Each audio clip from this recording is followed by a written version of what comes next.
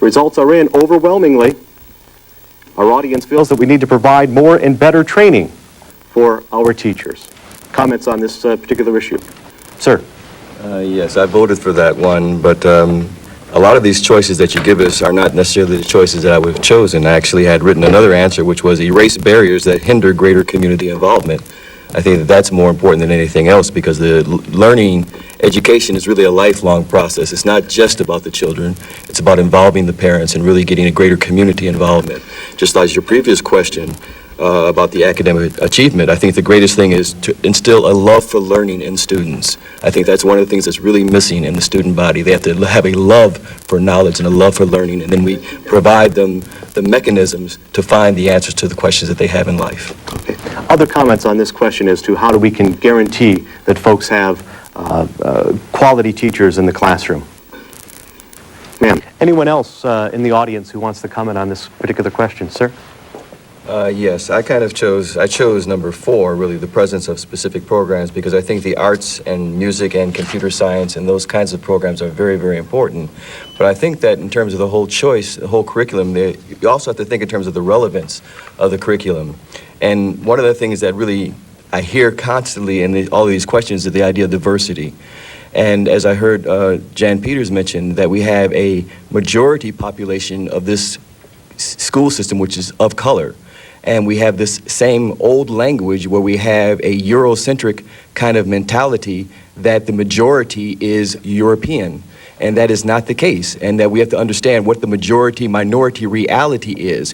When you enter a school that is majority African-American or people of color, and you constantly are called a minority, it belittles you from the very beginning of it. That we have to have relevant material, relevant curriculum in the schools, and really the truth is what has to be told, because I came through the school before it came as a desegregated system, and the same kind of nonsense, the same kind of lies, really, that have been taught to me are being taught all over again. There has to be a re-examination of the whole curriculum that exists in this school. And you're talking about curriculum beyond arts and music and things like that? The whole thing. The truth is what's most important. The truth is what has to be told in the schools.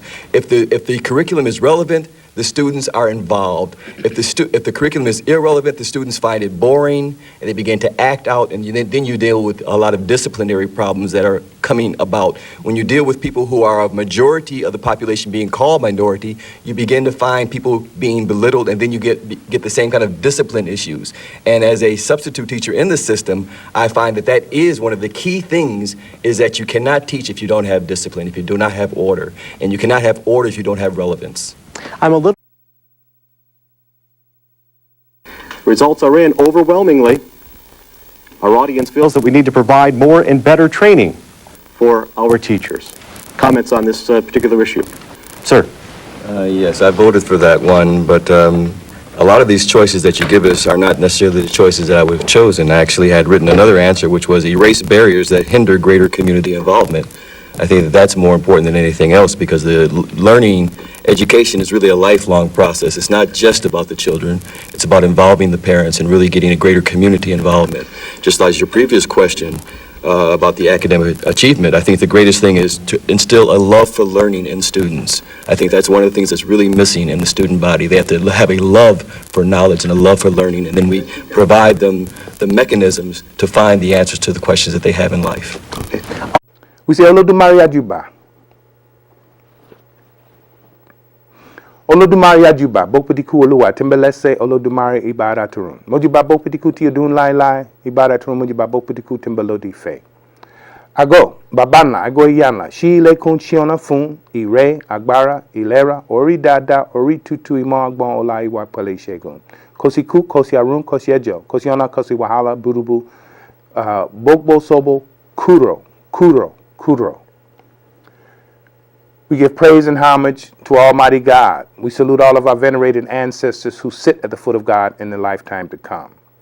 We ask the divine creator to bring us good luck, good health, good strength, knowledge, wisdom, and understanding.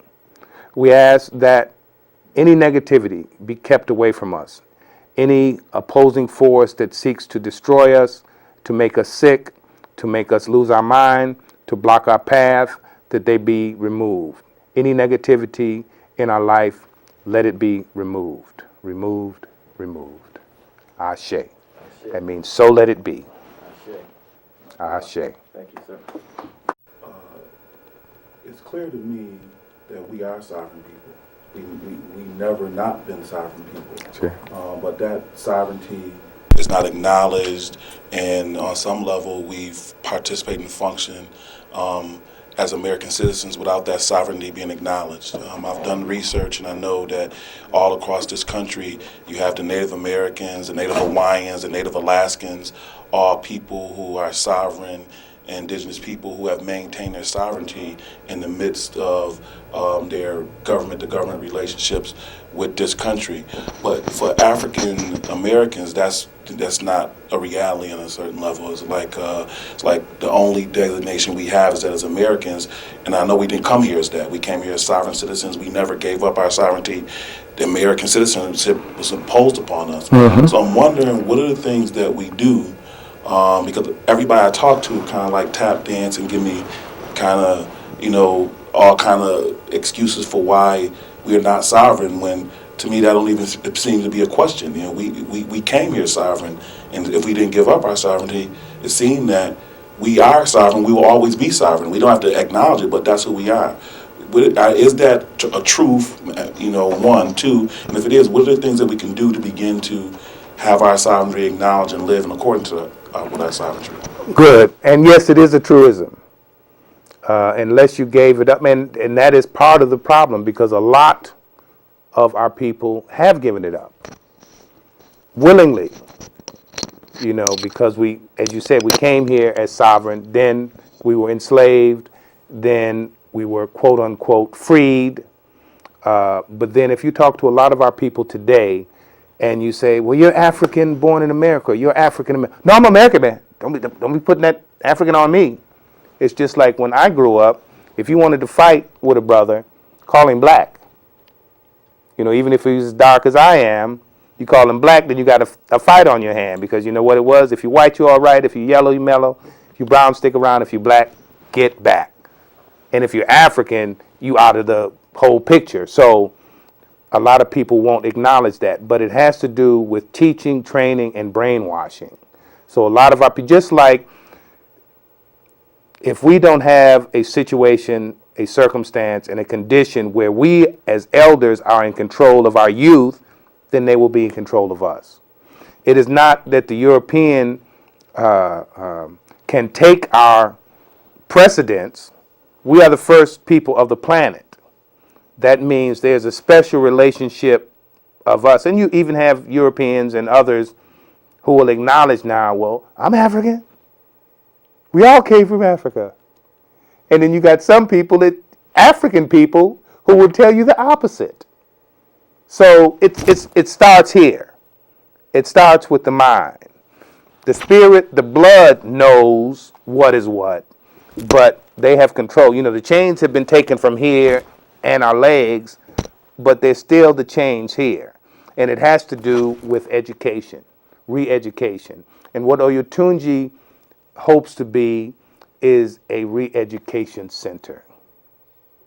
To re-educate our people about themselves, about our cultures, and about who we are and what we need to be about doing.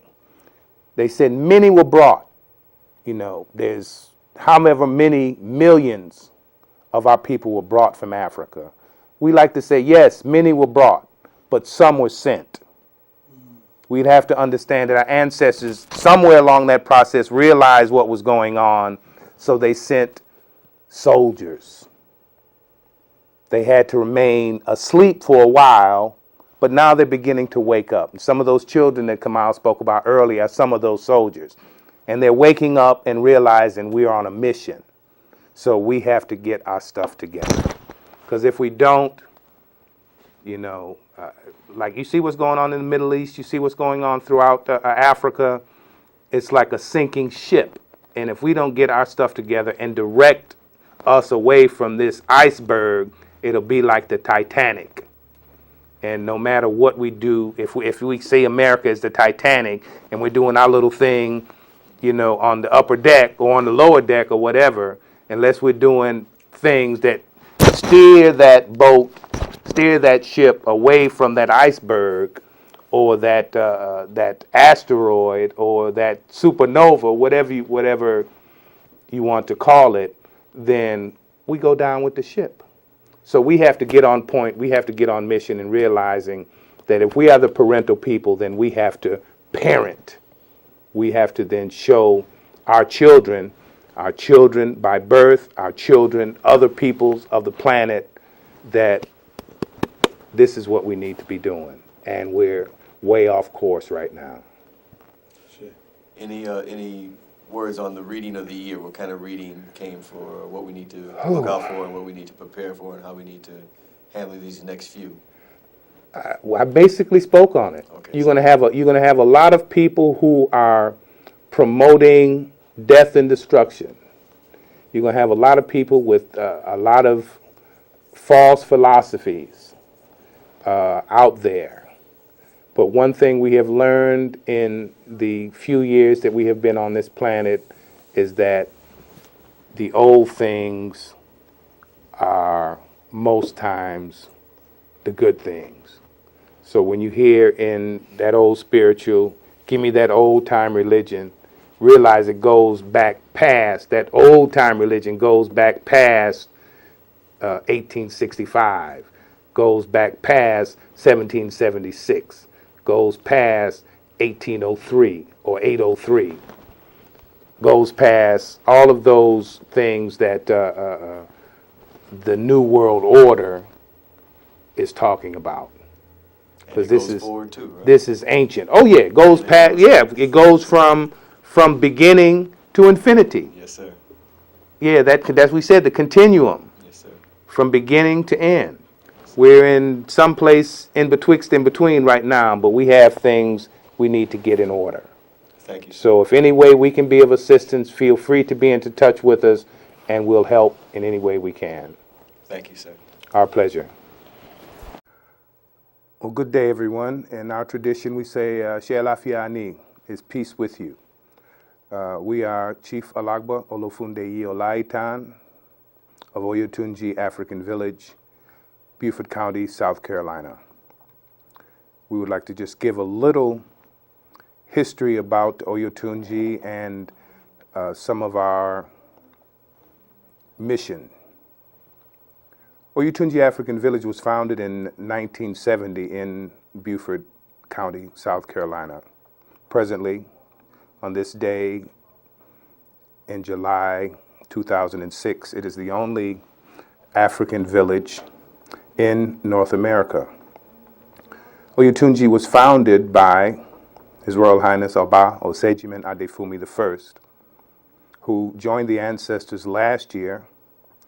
Oba Waja, the king went through the roof in 2005 on February 11th. His Royal Highness was the first African American to return to the ancient traditions of the Yoruba people, as far as Africans born in America are concerned. He was initiated in Matanzas, Cuba in 1959 and was initiated into the priesthood of Obatala. The Oba, upon his initiation, established the Order of Dambalawedo in New York City, the Shango Temple in New York, the African Door. Then, or around the late 60s, the oracles told the Oba, in order to fully practice a nature spiritual tradition, he should go to the land. And a great many of our people were enslaved and brought into South Carolina. And the Oba went first to Georgia and then into South Carolina and established Oyotunji African Village.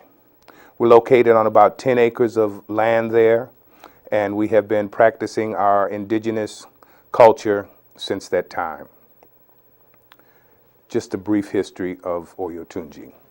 The Oba now, after the passing of our founding father, Oba Osejimen Adefumi I, we had coronation rites for the new Oba, or Oba Adejuyigbe Egunjobi Adefumi II, on the 4th of July weekend last year.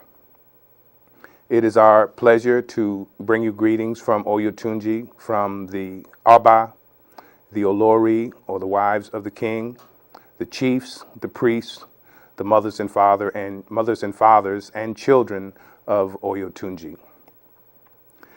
Oba Adefumi I would instruct us from time to time as to the dilemma or the problem of Africans born in America, as to why we have such a problem trying to succeed, as it were, as a people. That is not to say they are not individual successes. We have many rich people in America who are Africans born in America. We have several entertainers, business people, and the like. But as a people, we seem to have a problem with that. What are the reasons for that? The Oba told us and taught us that we suffer from cultural amnesia. What does that mean? That means that we have forgotten our indigenous culture. It is not necessarily our fault, but at the same time, now there is so much information out on the internet, in the libraries and the like, that we can find out about our indigenous cultures. We were brainwashed and taught and trained to think that Africa had no civilizations. We were taught and brainwashed and trained to think that our people, our ancestors, people from Africa were savages, barbarians, cannibals, and the like. But let us look at that. When we were in our indigenous homeland, in our ancestral homeland, we had priests, we had chiefs, we had kings, we had queens, we had civilizations that predate any other in the planet or on the planet, in the world. So from that time, thousands of years ago till this day, something happened. It was a calculated scheme, if you will, by those who wanted to capture the resources of our indigenous homeland.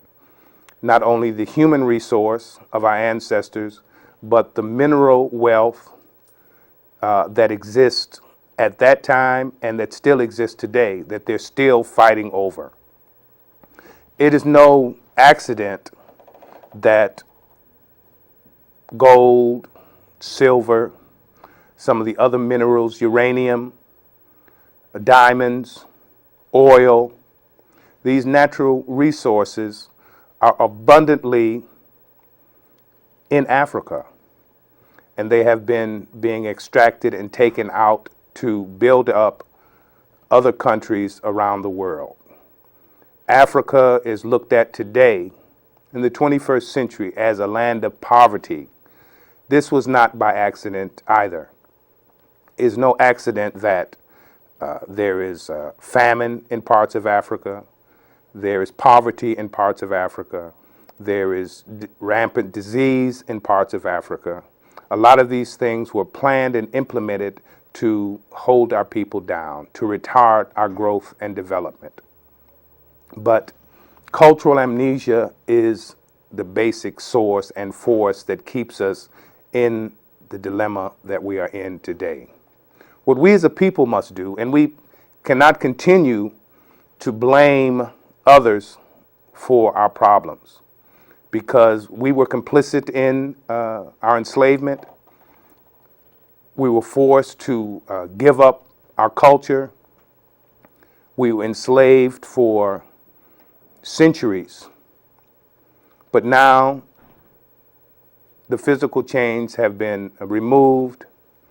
So we must now use this opportunity to now gain our self-respect, gain our dignity, gain our self-determination. How do we do this? What we must do is learn as much as we can about our indigenous cultures. Now, we can learn, and we have, as Nkrumah stated, we must be Pan-African in our thought, in our action. What does that mean? That means that we must use our similarities rather than our differences to begin to work together. Most African cultures use ancestor veneration as one of the cornerstones of our civilization. That means we must give praise and homage to those who came before us, those who have passed on into the spirit world. Now, foreign traditions try and teach us that once you're dead, you're done. But in fact, physics tells us that energy cannot be destroyed. Spirit or spiritual energy or spiritual force is an energy. So therefore, when a person dies, that spirit does not die with their physical body. Even their physical body doesn't really die. It is just transformed into other elements. They feed plants, they feed animals, and the like. But the spirit then returns to the heavens. With that, if we then venerate our ancestors or that spirit that is in us, then we can hope to grow, develop, expand, enlighten, uplift ourselves and our families. At the same time, it is no doubt that talking about, thinking about, philosophizing about African culture is nice and all of that. At the same time, it is something that you must live on a daily basis. Just like in some spiritual traditions, people will kill, murder, rape, defile other people, other communities, and then go to church or to the temple or to the mosque on their selected day and then think everything is all right. They have what is called a separation between spirituality and the mundane world. Our ancestors taught us that there is no separation, that there is spirit, there is spiritual essence in everything, every aspect of life. So when we venerate our ancestors, we are attempting to heal, enlighten, and uplift them. This is also what we are attempting to do with and for ourselves, because we still suffer from the trauma of our enslavement. We cannot continue to be hampered and hindered by these thoughts and this trauma. And one way in order to get rid of this is through veneration of our ancestors. We'll come back to that a little later as to how the format that we use in our tradition, and just in case I was not clear about that at the onset, the tradition that we follow at Oyotunji African Village is the Yoruba tradition, primarily based in southwestern Nigeria. A great many of our people were brought in from West Africa, Nigeria in particular, but throughout West Africa there is a similarity in spiritual perspective. So the Yoruba tradition, the Orisha pantheon or the Orisha worship is based primarily in Nigeria, but also in Republic of Benin, formerly called Dahomey, in parts of Ghana, in parts of Togo. So that tradition we follow at Oyotunji. That tradition is based on, as we said, ancestral veneration or ancestral worship. We hope no one gets offended by that term. Veneration and worship basically means the same thing. But there's a pantheon of deity, or deity, as some people say. What does that mean? That means there's a supreme deity we call Olodumare. Our opening prayers salute that divine energy, that supreme deity, the fountainhead, the Godhead, whatever you want to call it. When we say Olodumare Ajuba, Bokutiku Olua, Timbelese Olodumare Iba Aratorun. That means we give praise and homage to the supreme deity. We also salute and venerate all of our venerated ancestors who sit at the foot of God in the lifetime to come. So when you hear people say Africans or Yoruba or those who practice Orisha don't believe in God, this, of course, is ignorance that is speaking, so don't listen to that. But we salute and pay homage to the supreme deity, Olodumare, Edumare, the most omnipotent, all-knowing, all-seeing deity in our tradition. And we salute our venerated ancestors. So you may think of them as angels in other traditions or the like. And in that, then there's a pantheon of other deities, Eshu, Shango, Obatala, Ifa, Oshun, Oya, Olokun, Yemonja, the pantheon of deities which are energy forces or celestial bodies that then oversee various departments from the heavens to the earth. So that is the tradition that we follow. Within that, there is a political and social structure. That means that we have priest councils. That means that we have a Oboni, which is the town council. That means we have various guilds and societies we call Egbe, which supervise or oversee the activities within the community. These are the support systems that were taken away from us when we were enslaved. So that means that priests who counsel and help people as far as their spiritual life is concerned. We have a political setup with the Oboni, a town council or government that governs rules, laws, and ordinances to oversee the community. We also have various guilds or egbeis that oversee social activities, the men's society, the women's society, drummers guild, carvers guild, metalworking guilds, and so forth and so on. What does this mean? That means that every area, every department in an African community has a society that is there to help support and guide the people within it. So you have the spiritual. Some people like to say religious. I don't like that term so much simply because a religion is basically a spiritual tradition with dogma attached to it. Dogma is like rules and regulations on the do's and don'ts within that. A spiritual tradition, so if you ask someone, are they religious? And they say, well, no, I'm not religious, but I'm spiritual. So they have more of a freedom in dealing with the spirit world. Because then if you are, quote unquote, religious, then there's a particular dogma that you must follow as a Christian, as a Jew, as a Muslim, or the like. Of course, there are rules and regulations within our tradition too. But at the same time, we look at it as a spiritual tradition. So people say you practice the Yoruba religion. We practice Yoruba culture, which encompasses all of the things that we have outlined so far. The spiritual aspect, the political aspect, the social aspect. Because all of these aspects are what a people need in order to survive, to thrive, and live in the world today. So within the priest council, they are there to help people, to counsel them, to guide them in their spiritual life. The Oboni is there to make rules, regulations, and so forth to guide people in their political life. The social organizations, the men's society and women's society is there to guide and teach the youth, the young people, and the elders in the community on how to live together, hopefully peacefully and harmoniously.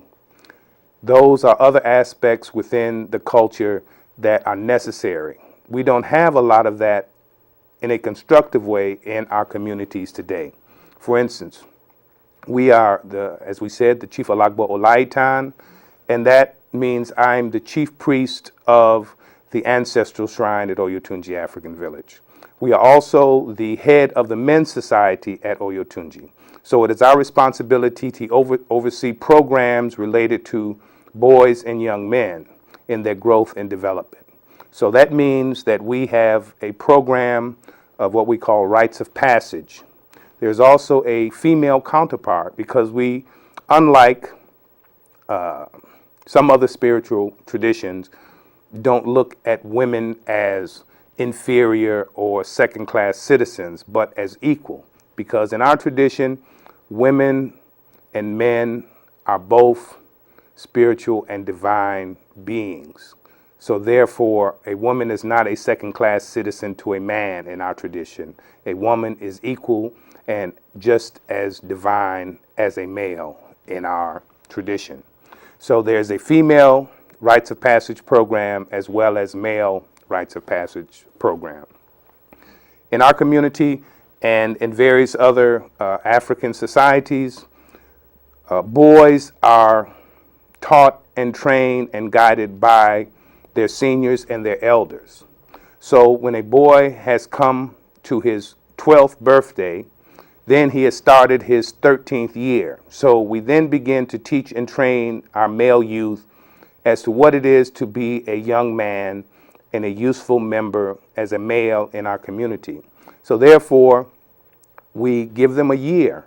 So when they've had their 13th birthday, they're going into their 14th year, they will be able to come into the men's society. And the women, as we said, have a similar program. But as far as the males are concerned, what do?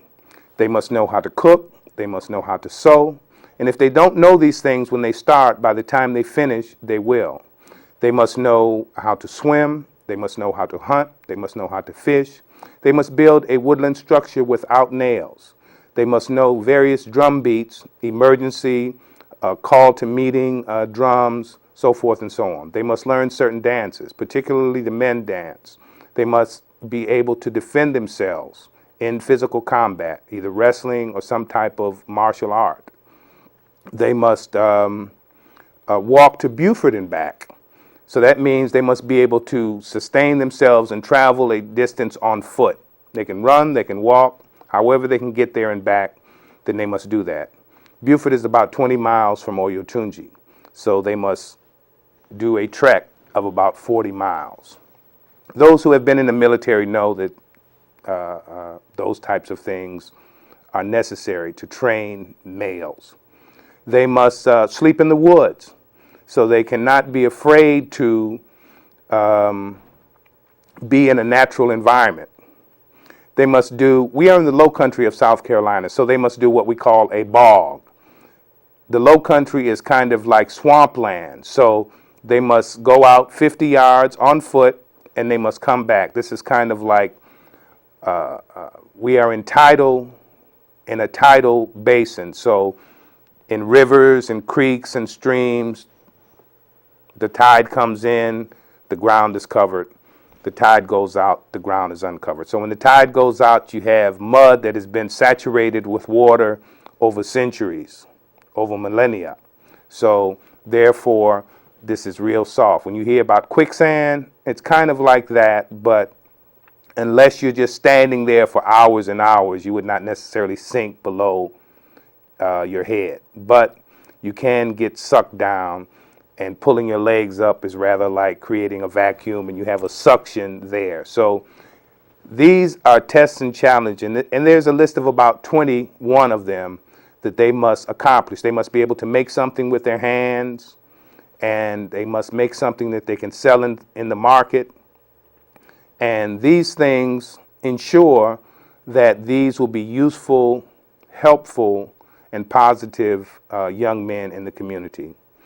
Even if they complete all of those tests and challenges, there's one that we don't inform them of until after they have completed that. And we have been watching the whole time to see if they have this, and it is good character.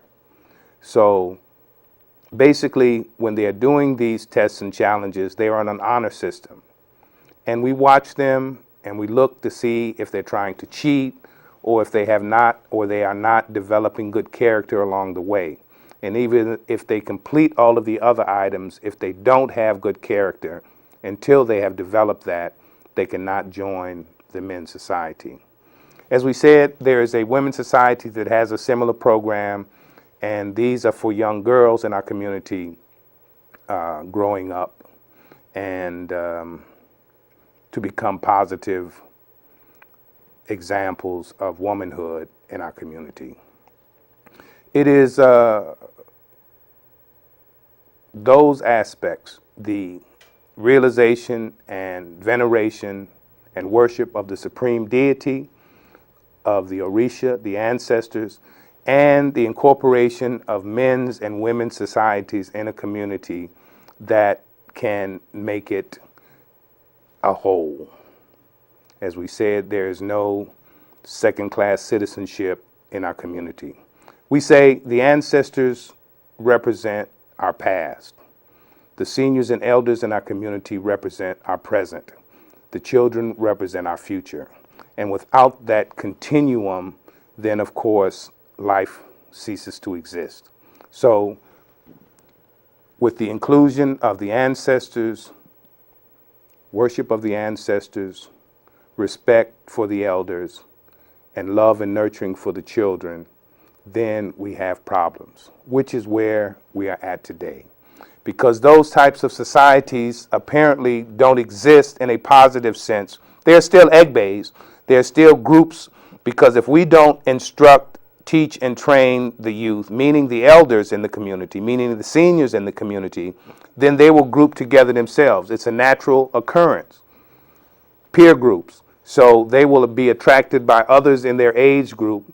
But if there's not a program, if there's not a system set up, then they will set up their own. So that's why we see the various gangs who roam the streets and have gotten the elders and the seniors in the community scared to come out of their own houses.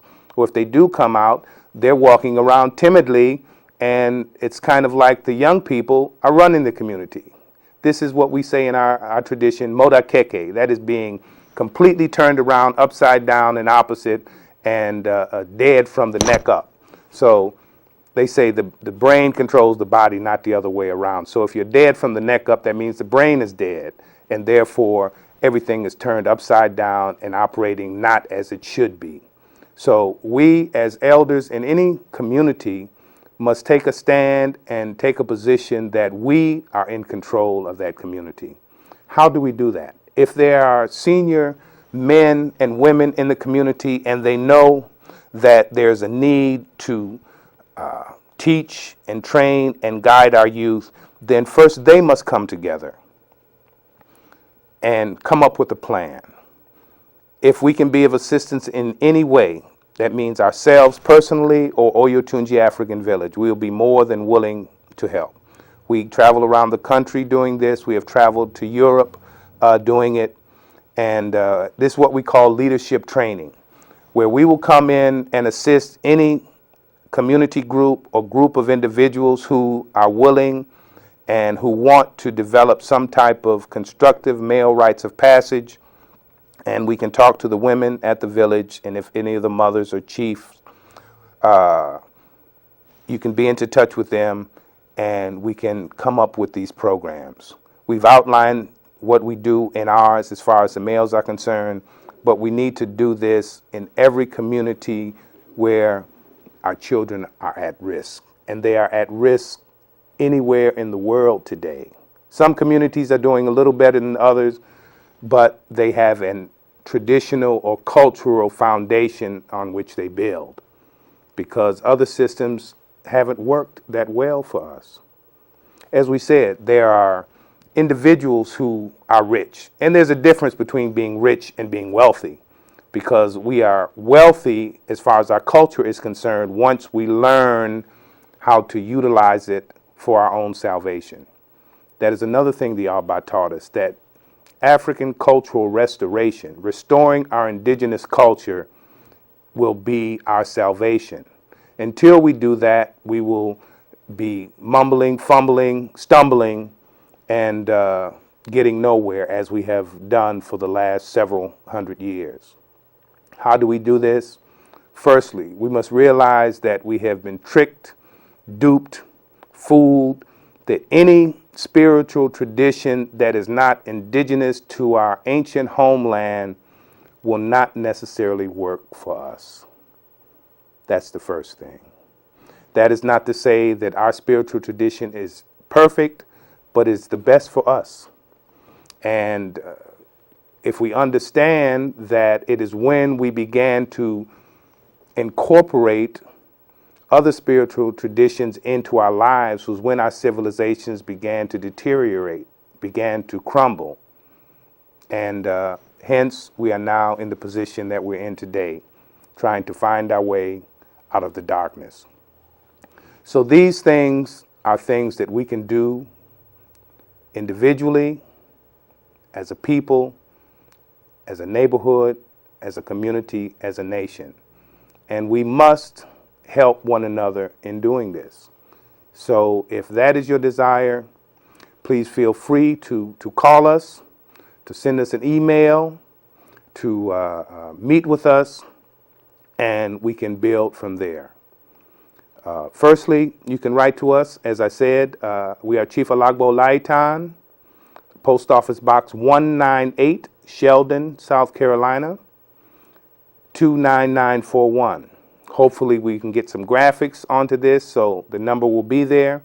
Or you can send us an email at alagbaolaitan@gmail.com.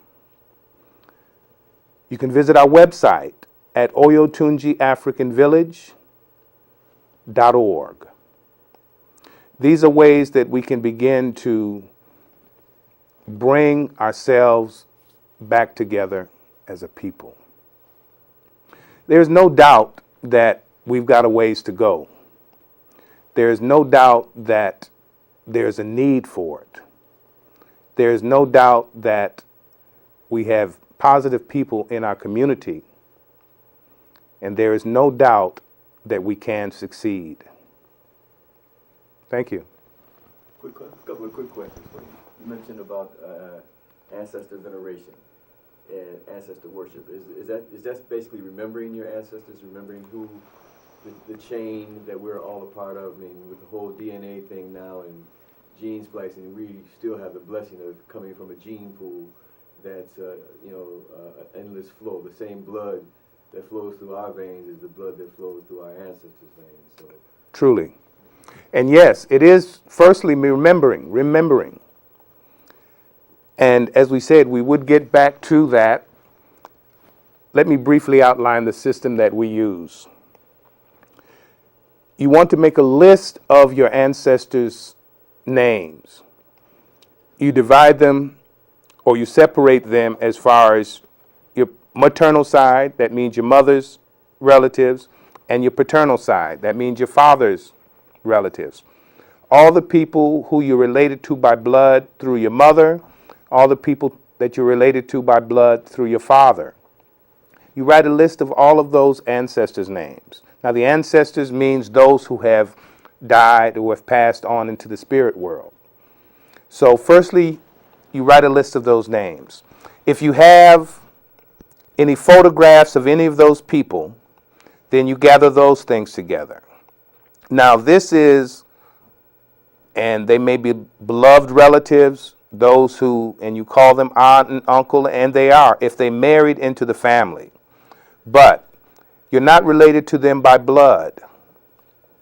The children would be, but if it was someone who married into your family, they're not your blood relations. So they would not be on that list. I want to make that clear. So you make a list of those names of your mother's people and your father's people who are deceased, who are in the spirit world. If you have any photographs of any of those people, you gather those things together. You find a place in your home. It could be a bookcase. It could be a closet where you're not putting clothes or whatnot in there. It could be a corner of a room. You would also gather, if you're lucky enough to have any family heirlooms that you were left by any of your ancestors. You would also gather there, you want a mat or a piece of cloth. 1 square yard would be sufficient. And you find a place that is private, not necessarily secret in your home, because this is nothing that is negative. This is nothing that you need to hide. Although we do know, because of propaganda, we do know because of brainwashing, we do know because of what we have been taught, that anytime an African person is doing something like that, doing spiritual stuff, they call it something negative. All civilized people throughout the world venerate their ancestors. for the most part. Except when you look at Africans born in America. They have some aversion to that for whatever reason. When you hear the word voodoo, for instance, you think of something negative because that's what we've been taught. Voodoo simply means Orisha, or Orisha means voodoo. That means African deities. So every time you hear voodoo, you have been taught and trained to think of something negative. So therefore, you're thinking something negative about your ancestors, because Orisha are deified ancestors in essence. They're celestial bodies, but they are represented by your ancestors. The Japanese do it, the Chinese do it, the Indians do it, and we don't mean the Native Americans, but Indians from India. Most civilized people around the world venerate and worship their ancestors, except for us. Even the Americans do it, the Europeans do it. That's why they have these tombs of the unknown soldier. That's why they have Memorial Day. That's why they have the eternal flames for past heroes in their communities. Everybody does it but us. Why is that? Because they want to remain in control. So, you've got the list of names, you've got any photographs you have, you've found a mat or a piece of cloth, an African print, you find a private place in your home. This is some place that you can meditate or have a quiet conversation with your ancestors. You also want to have candles there. You want to have incense there, incense holder. You want to have a flower vase and flowers, or you could have a potted plant. You want to have vessels for water. You want to have a place setting, a cup, a saucer, a bowl, a platter. And this is for when you put food there. Food? Yes, you can give ancestors food, because not only is food physical, food is spiritual. Everything has a spiritual essence to it. So just like if you set a glass of water out and in time it starts to go down in that vessel that it's in, some people call it evaporation, but essentially what is happening is the spiritual essence of that liquid is being consumed by the environment.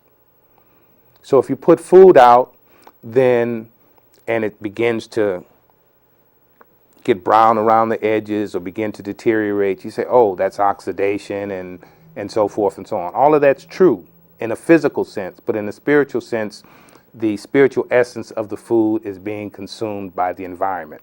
So if this is your ancestral shrine, then your ancestors will come and partake of the spiritual essence of what you have placed there for them. They smell the sweetness of the incense. They cleanse and are refreshed by the water. The candles are lit so that they can have light in the spirit world, so that you can have light on this plane. So these are the things that would be used in ancestor veneration. So you go there and you call the names of those people. As we said, when we start any prayer, we say, Olodumare Ajuba, Bokputiku Oluwa, Tembelese Olodumare Ibara Turun. I give praise and homage to God. I salute all of my venerated ancestors who sit at the foot of God in the lifetime to come. Then you call each one of those names on that list 3 times. So if it's Grandma Oretta, you say, I pay homage to, or I salute, or I give praise to Grandma Oretta, Grandma Oretta, Grandma Oretta, Ibara Torun, or who sits at the foot of God in the lifetime to come. That also means homage, citizen of heaven. So, of course, we want all of our ancestors to be in the heavens. Excuse me. So, you go through that list like that, all of the names that you have on that list, calling each one out, saying, I praise, I give homage to, or I salute. Say the name 3 times, and then homage, citizen of heaven. Okay, after you've gone through that entire list, then you salute all of your venerated ancestors who are fortunate enough to be buried in the soil of Africa. You salute all of your ancestors who died during the Middle Passage. You salute all of your venerated ancestors who are scattered throughout the New World, as it were, or the diaspora. You salute all of your venerated ancestors whose names you don't know. And you salute all of your venerated ancestors whose names you did not call. So you're including all of those people that you're related to by blood. And if you realize it or not, if you start going back and back and back and back, of course, there are more names that would be on that list if you knew them all. But there will be more names that are not on that list than those that are, because we go back to the beginning of time. If we are the parental people on this planet, meaning the first people of this planet, that means our ancestors go back to the beginning of some people say ascension, descension, creation, whatever, to the beginning of time. If we are the first people, then our ancestors go back that far. So don't think you don't have power, you don't have strength, but if you don't tap into it, then others can, or you can lose it. It can be dissipated. It can be changed into negativity.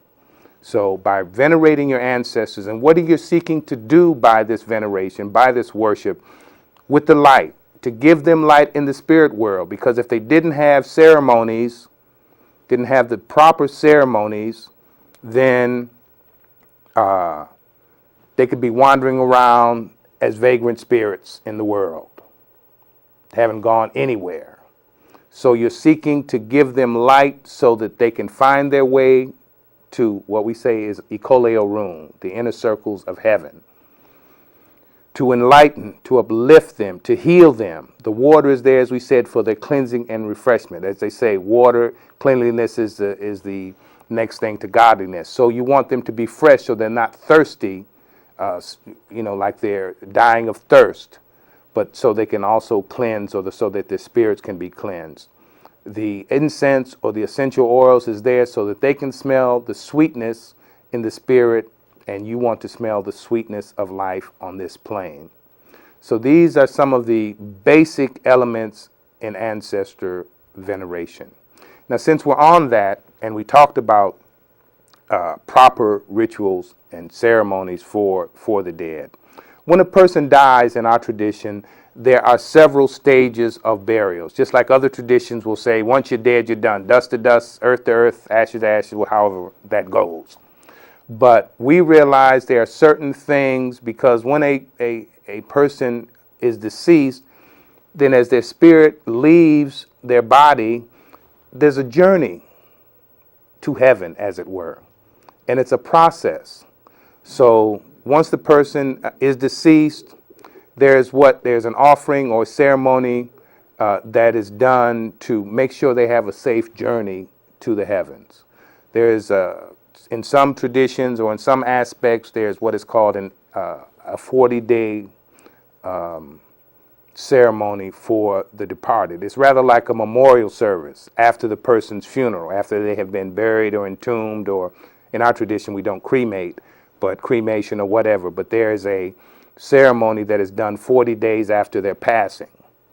Then there is done what is called the final burial 1 year at the anniversary of their passing, to make sure everything is right. In our tradition, it's called sealing the grave, that they have been admitted into the heavens, and that just like there's a birth process which takes 9 months or so, that there's also a process in death that takes actually then 1 year for the person to make that safe journey from the land of the living to the land of the spirits. After that time, the person can be added to that list of names of venerated ancestors. They have then joined those venerated ancestors in the lifetime to come, as it were. And then they can be returned on a periodic basis in the form of what we call a gungun. And we are in the process of trying to edit a program together in what is a program that we conducted in England in 2005, showing ancestral veneration and what that's all about.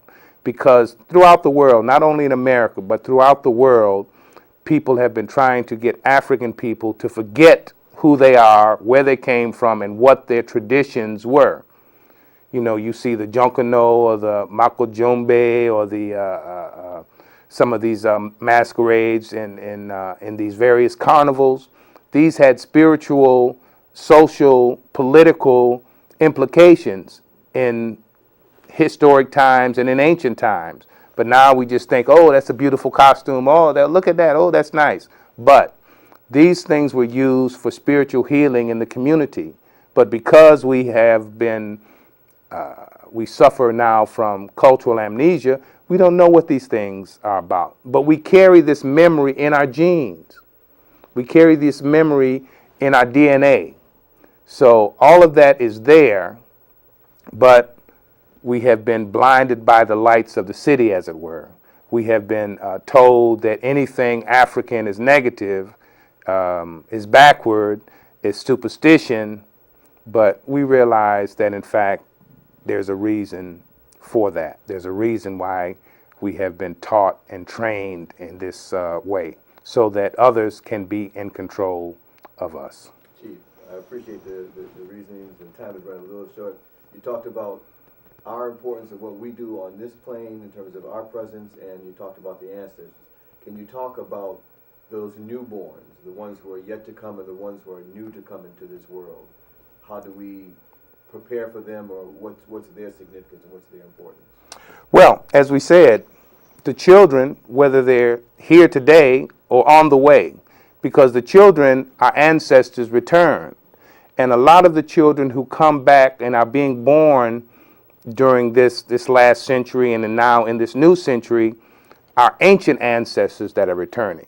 So they're not going to tolerate a lot of the nonsense that we tolerated. That is why you see so much anger from some of the hip-hop community. You see so much anger from those who are so talented and so spiritual in their essence when they come into the world.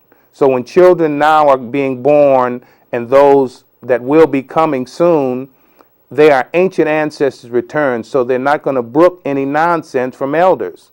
If we don't make a positive change, they're going to make some changes, and they may not be so positive without proper education, without proper training, without proper guidance.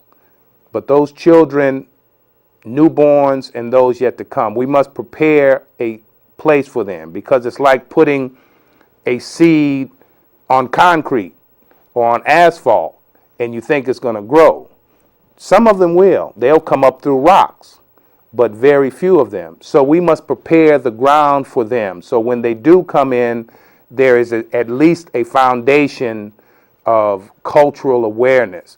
And we're not talking about lip service. We're talking about actual practice, because culture is something that you live, something that you do every day.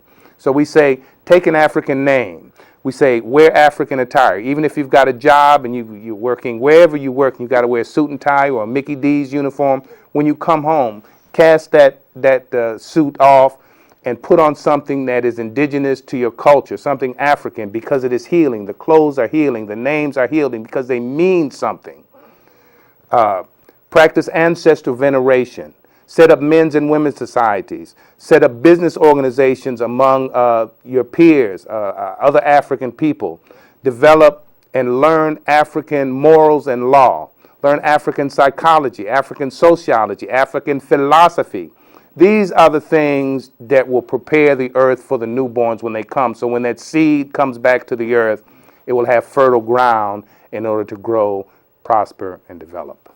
Another question, sir. In terms of the village of Oyotunji, it's sovereign territory. It's a African village inside this nation. It's a nation inside this nation. Nation inside the nation. Importance of us having our own sovereign territory so we can grow and be who we are. It is necessary because, and whether or not you say sovereign, you know, we have what we call our militia, which means we have, guards who it's rather like a police paramilitary organization that protects the community, raises and lowers our flag every day, unless it's raining.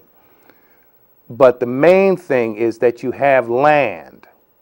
Land is what all of these wars around the world is about. because without land, you have nothing. Even if you just have a plot, a lot, an acre, 10 acres, 100 acres, because then you can grow food, then you have some place that you can call your own, you have some place that everyone who is a part of it can buy into and have an investment in and are willing to protect. So it is necessary for all peoples of African descent to try and get some land, because from there you can start your own business. Not to say that it is dependent upon that, but essentially you can do your own thing in the sense of growing your own food, creating your own businesses, having your own schools and your own political system. That's the importance of it. We're in the studio.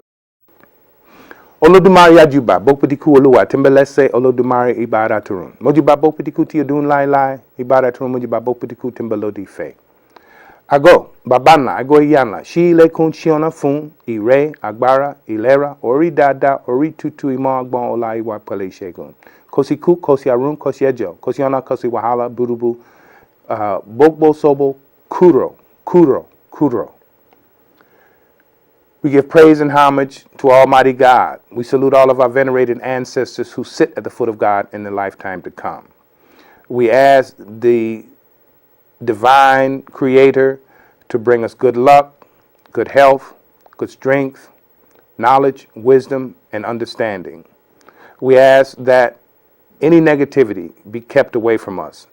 Any opposing force that seeks to destroy us, to make us sick, to make us lose our mind, to block our path, that they be removed. Any negativity in our life, let it be removed. Removed. Ashe. That means so let it be. Ashe. Ashe.